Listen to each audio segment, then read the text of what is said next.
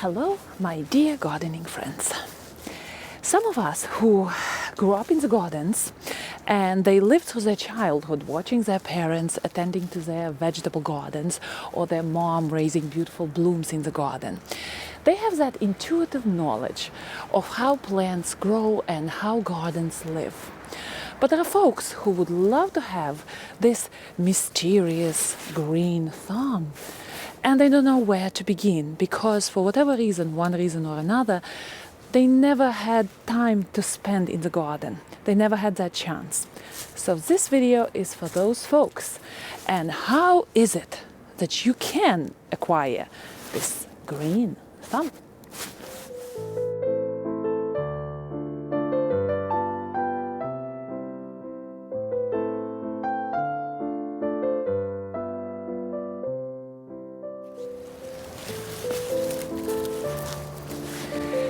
So the main and biggest advice would be you have to spend time in your garden.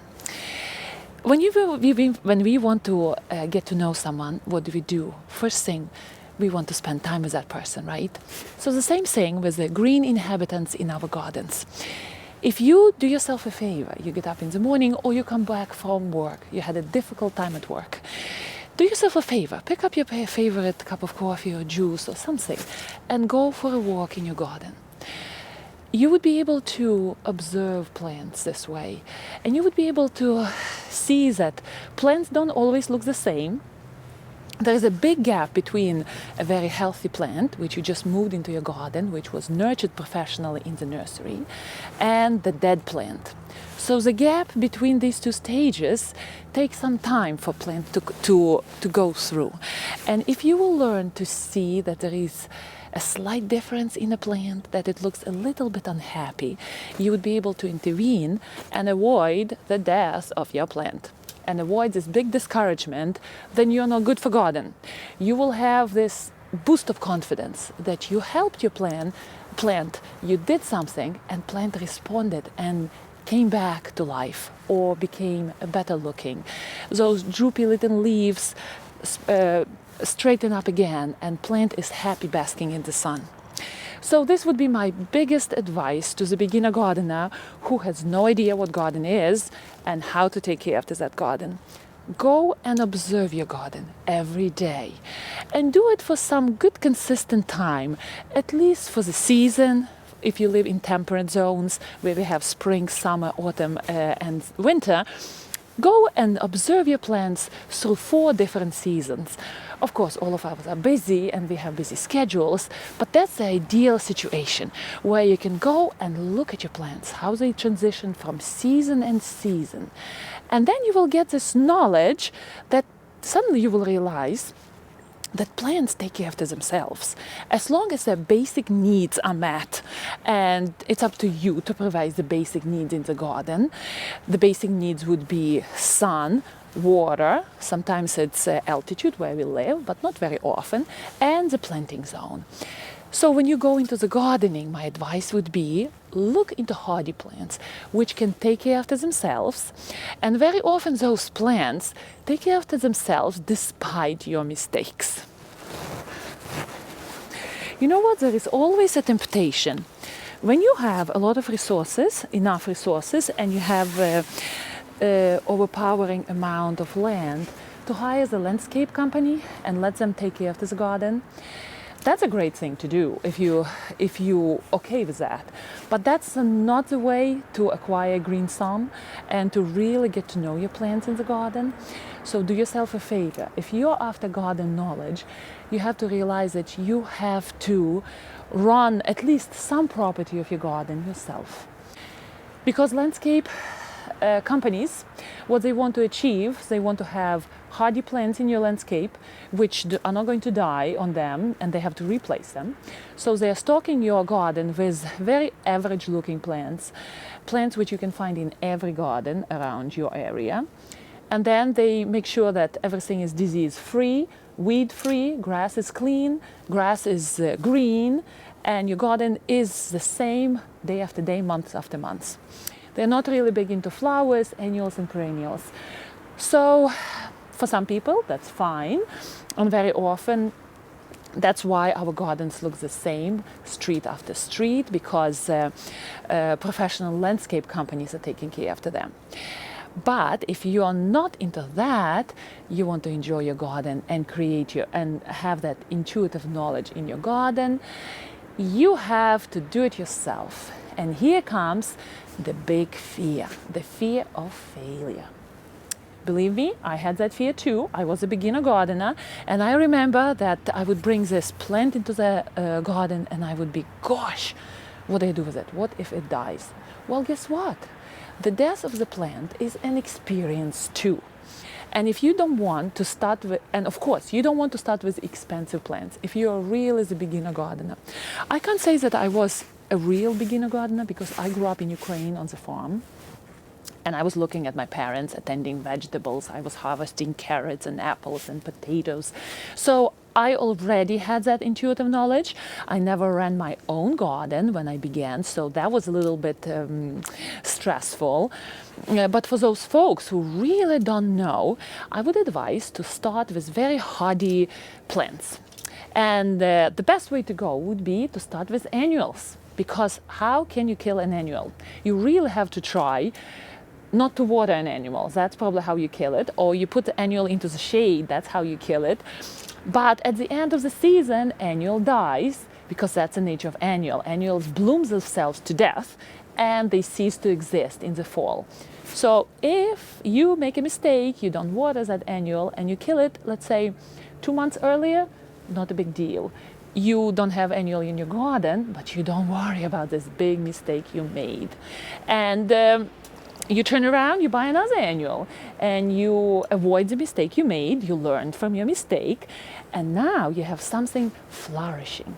And something flourishing under your care, and it gives you that wonderful boost of confidence, which is so important in anything we do. When we are confident, things suddenly start happening on their own, right? So the same with the beginner gardener. The beginner gardener desperately needs that first fresh boost of confidence that they took care of this plant, and this plant responded so well and flourished under the care of the beginner gardener. And then that person starts to go further into next season with more confidence and starts building the knowledge about garden and plants, and the adventure begins.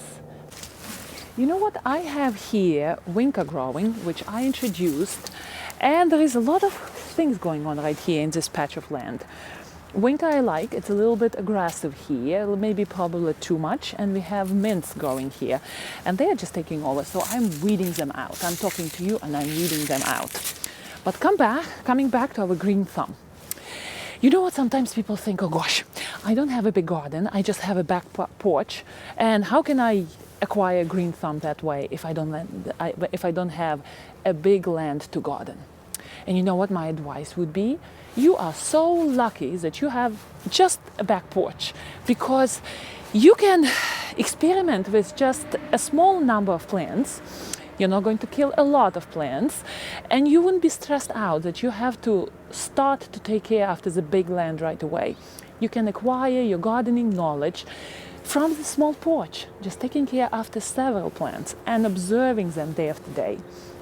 It's like gardening is like a satellite image of our Earth. When you look from far away, no details are there. But when you start focusing closer and closer and closer on the plant, suddenly you see all sorts of interesting things happening, from the buildup of leaves, from structure of soil, the way patina forms on our pots. So there are a lot of things to observe, even if you have several pots. Details are very interesting in nature when you look really close up. You can notice a lot of wonderful natural things, which can entertain you even if you walk every day around several pots in your back porch. This would be the advice for folks who are moving into their first house and they don't know what to do about the garden. So my advice to those people, beginner gardeners who suddenly got their favorite chunk of land and they are ready to become passionate gardeners, I would advise them to start small, to really learn the soil and to try to understand how that soil was taken care after by previous owners. What soil is there in your garden? Very often, if it's a new building, the contractors go in, they dump a lot of building material into the soil and then cover it with a thin layer of topsoil, and that's it. And for you to be successful with that soil would be very difficult, and you will have a lot of disappointments and unnecessary setbacks. So if you are the new owner of the land, it's important to find out what type of land that is, who was taking care after that land, was that land taken care after the homeowners, or it's a freshly developed site, or that land was taken care after the landscape contractors, and they would put a lot of artificial fertilizers and artificial stuff, and your soil is not going to be healthy and livable enough to support all the gardening ideas which you suddenly have in your garden. So spend time studying your land, investing into that knowledge of healthy soil, and that healthy soil will be the starter for your success in the garden. A lot of beginner gardeners think that garden finishes in the fall, and then we can safely start gardening in spring. I would want to caution you against that approach, because plants do live through winter, and a lot of things can be prevented in those winter months. So the best way to spend winter for the beginner gardener is, of course, to read books, to read as much as that person can about plants, about zones, about planting conditions and all that stuff. And then go and look at your plants in winter too. For example, I was going around my garden and I was looking at my roses in the front. And I have Queen of Sweden planted near the front window. It didn't grow very well last year because of lack of sun, but since I'm stuck on the idea that I want beautiful roses under the window with beautiful boxwoods, this quintessential garden look, roses blooming under the window with their blooms looking inside. So I'm stuck on that idea, and I'm not going to give up this season on growing stubbornly Lady of Shalott, Queen of Sweden there.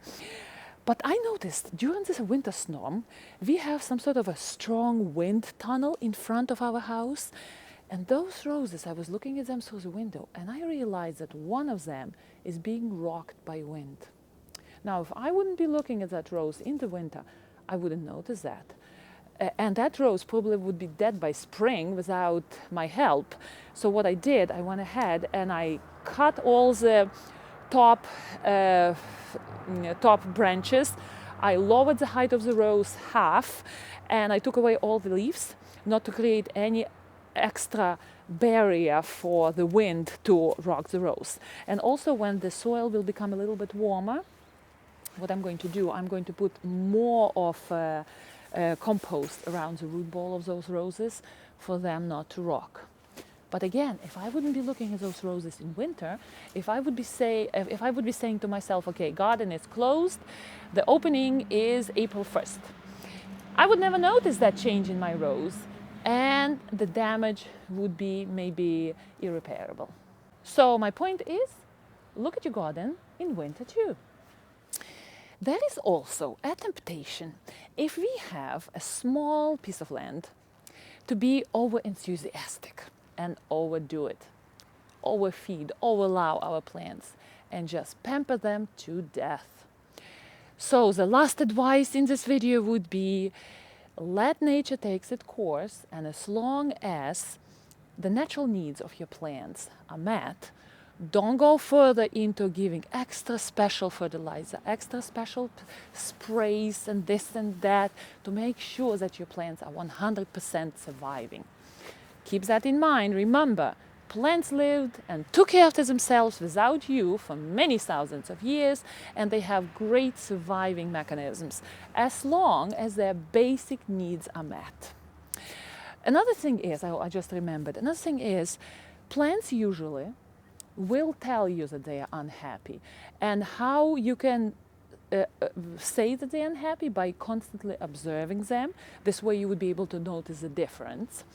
Some plants are not really good at telling you. Usually those plants are evergreens, and among them yew is growing in my garden. Basically yew will be sticking it out to death, and then suddenly it gives in into death, and you just notice that your yew is dead. But usually plants don't do that.